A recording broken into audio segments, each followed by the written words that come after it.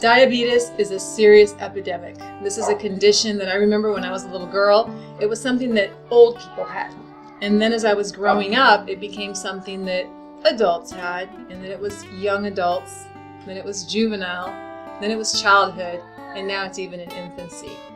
And so for me, this being a very special topic because it's one that affected my family directly. My mother was afflicted with diabetes, which led to congestive heart failure and ultimately her demise. It's something that I really champion this cause. But I'm so honored to be here tonight because this is exciting, y'all. I have the most beautiful little girl sitting next to me here. Her name is Gracie. Hi. Gracie is an angel on this earth that is exemplifying the spirit of will. That when you have a will to achieve, when you have a will to rise above your obstacles, when you are determined to live your life to the fullest, letting nothing stop you, listen to me clearly, she is a gift. As we start our conversation with Gracie here and find out, how did she begin to deal with this at such an early age before she even understood, and what she's gone on to achieve, and maybe she'll even tell us what her mission is and what her plans are. And I'll even get to see her bedroom, which I got to peek in moments ago. But right now, I just want to turn it over to you, Gracie. We have a lot of people watching, I can promise you. And so I want you to tell me, first of all, how are you? I'm fine. Yeah? Well, you look very pretty today. Thank you. So tell me about your story, because I know you are famous. You are actually an ambassador for the American Diabetes Association, and you have run in races. You've done all kinds of wonderful things. But let's start at the beginning, sweetheart. When you were just a baby, your mommy came to understand that you had diabetes, type 1, that this was something that she would be afflicted with all of her life. When you came to understand that you had to do things different because you were maybe eating differently from other children, or you couldn't have certain things, tell me how that felt to you and what was your attitude about that? Well, at first, I just felt a little bit different, but then I learned, for example, I go to, camp, a diabetes camp, and then, when I go there, I feel normal. You feel normal at the diabetes camp? Well, I love hearing that, but you're normal everywhere you go. In fact, you're not normal. You don't want to be normal. You're special. You are someone that I believe in whatever you may believe, but God, the universe, the energy, the stars, the moon, you're here to deliver something very powerful. So tell me what life is like when you're not at camp, when you're at school with all the other kids. So when I'm at school, I have, really good friends who, they know about diabetes, and, well, some of them, and they know, when my blood sugar might be low or when it might be high, so I like having them with me. So they kind of are accountable for you? They kind of make sure you're in the range you need to be? Yeah.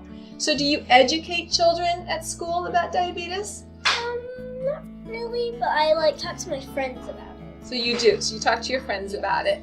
And how do they respond? Do they still eat things that maybe you don't eat when you're together? Yeah, sometimes. How does that make you feel? Well, I just think, I shouldn't be upset about it because I'm going to have it for the rest of my life, So in other words, your attitude is a very positive, what adults might say, half full, not half empty, kind of, it's okay. You can't do it, but you've got other things going on.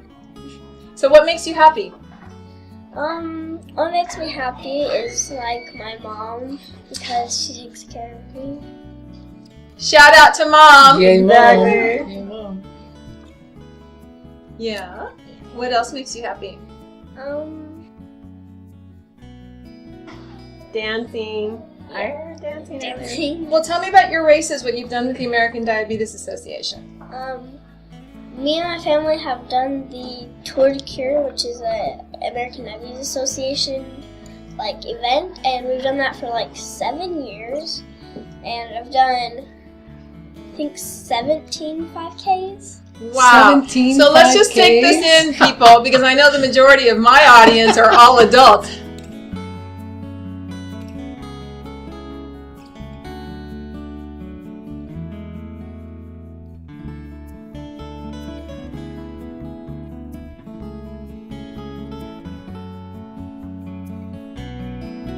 I haven't even, I used to run a lot when I was in the Marine Corps as a police officer, but I don't think that I ever did an official 5K. Maybe 17 blocks? 17 miles. Oh, well. Yeah, with a lot of gear on, but, you know. Yeah, right. We're okay. We're not exactly impressed. I mean, you know, she's got 17 5Ks under her belt. Yeah, you win. That's yours. That's amazing. Yeah. So how do you prepare for these 5Ks, Gracie? I prepare by checking my blood sugar and eating a healthy breakfast. And So what does your breakfast look like? Tell me about that. most of the time it's like yogurt or white milk and a granola bar. Okay. Most of the time. Yeah. Really? And then, so tell me what you eat all day. So that's your breakfast. You're preparing for this marathon. And so you go and you run and you hit it out of the ballpark or you run it out of the ballpark. Then what? So if I'm doing a 5K, it's usually with my aunts and my uncles and my cousins. So after we usually go to like a pancake. So you guys do this all as a family? All of your family? Your mom joins you, I know, right? Yes. And your grandma too? Yes. And your grandpa? No, my grandpa. No? He How about your cheers? Yeah. Okay. Oh, that's so cool. And then you go to the pancake house. Yeah, next time you go to the pancake house, I'm going to go there with you. Okay. My favorites. I'm not going to comment on the pancakes. I love pancakes. Don't get to eat them, but I love them. But no, I'm kidding. You absolutely can make healthy pancakes. I'm Yes, all for you do. that.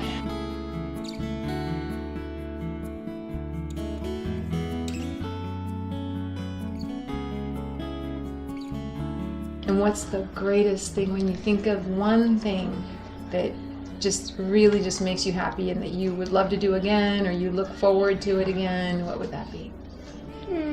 I love talking with people. You about my do? story. It's exciting. Do you know that most adults, that is their biggest fear? They would rather face snakes and spiders and any kind of creepy bug than have to go on stage to speak. Did you know that? Yes, my mom tells me that a Yeah, lot. that's true. And so you have a special gift that you like it and that you can do it well, because I understand you just did a presentation for a big organization just a few weeks ago, right? Yes. Ooh, tell me about that. What did you do? So we went to the Dallas Cowboys Golf Club, and Uh-huh. it was a dinner put on by Hotels.com, and there was like 3 organizations. There was the American Diabetes Association that I talked for, and then the American Cancer Society and St. Jude's.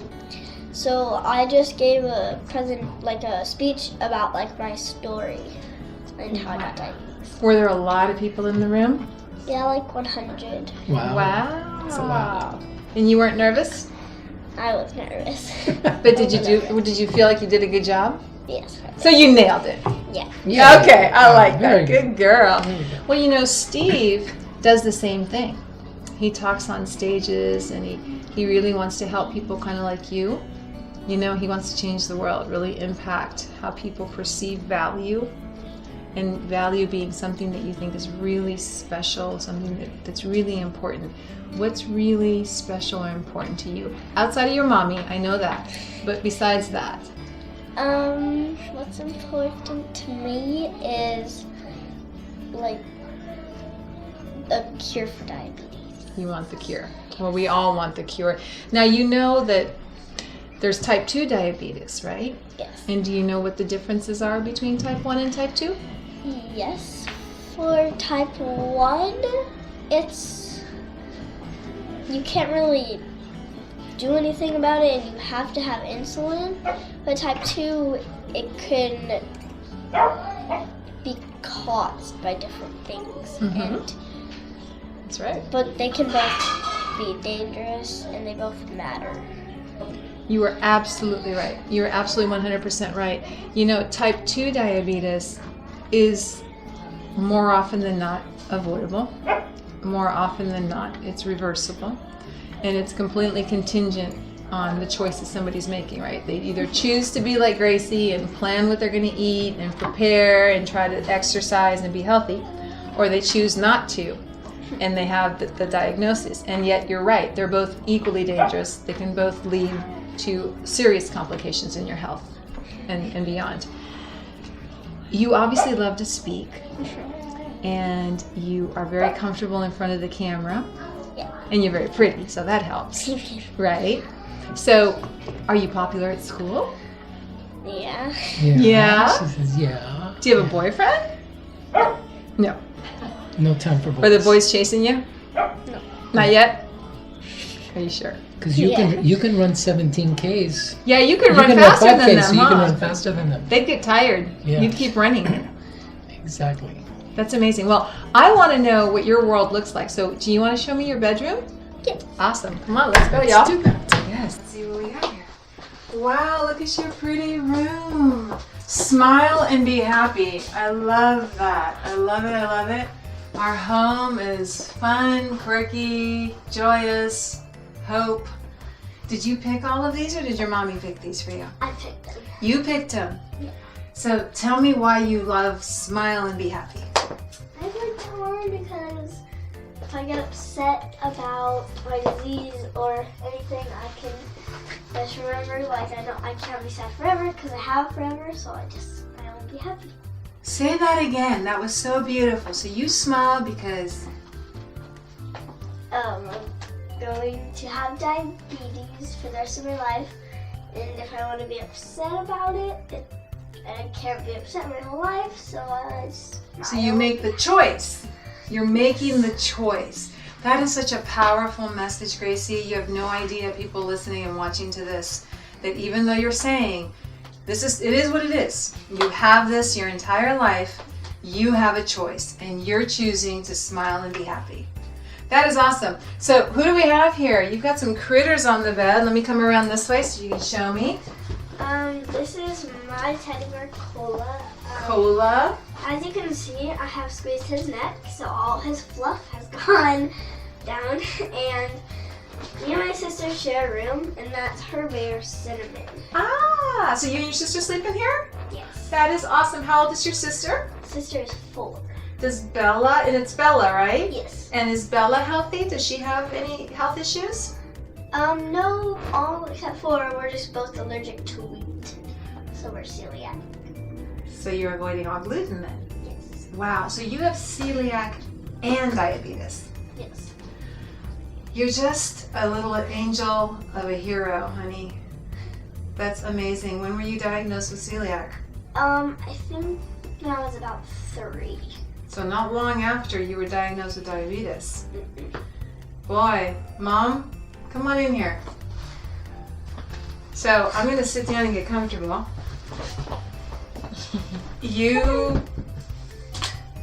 I don't even know what words to say other than you are just exemplary of a mom. A lot of women can carry a baby and birth it, but there's a tremendous difference in what you're doing here. Your whole life changed.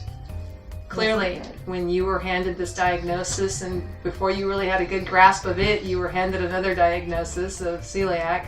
Right. So tell me, how is this for you? How has this changed your life, and how have you learned? Have you grown? What's been the hardest part? Well, I mean, Gracie, she's really shown me how to be strong, what she's had to go through. And, we grew up, my grandmother had type 1 for over 60 years, so we kind of knew, but she never let on how hard it was. We never knew that she had a disease.